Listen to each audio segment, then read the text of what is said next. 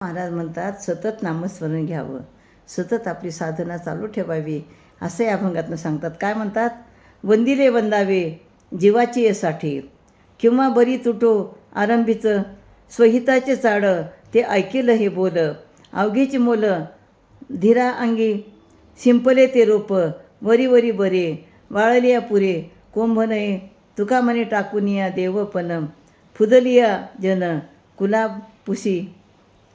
तर आरंभी ज्याला वंदन केले आहे त्याला अगदी जेवाभावाने सर्वस्व अर्पण करून वंदन करावे, नाहीतर आधीच त्याच्याशी संबंध न ठेवलेला बरे. ज्या कोणाला स्वतःच्या हिताची चाड आहे त्यांनी माझे बोलणे ऐकावे.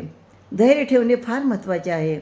ज्या रोपाला पाणी घातले आहे त्याला सातत्याने पाणी घालत राहावे, नाहीतर ते वाळून गेले म्हणजे पुन्हा त्याला कोंब फुटणार नाही, त्याला पालवी फुटणार नाही.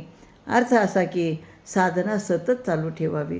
म्हणजे मी आता काही दिवस साधना केली आता करणार नाही असं नाही. साधना नामस्मरण हे सतत चालू ठेवावं. टाकीचे घाव खाऊन मूर्ती नीट तयार झाली तरच तिला देवपण येते, नाहीतर लोक तो फुटलेला दगड शौचविधी जातेवेळीच वापरतात. म्हणजे तुम्ही सतत नामस्मरण करा, हरीचं नाव घ्या, विठ्ठलाचं नाव घ्या, असं या ठिकाणी सांगतात. रामकृष्ण हरी.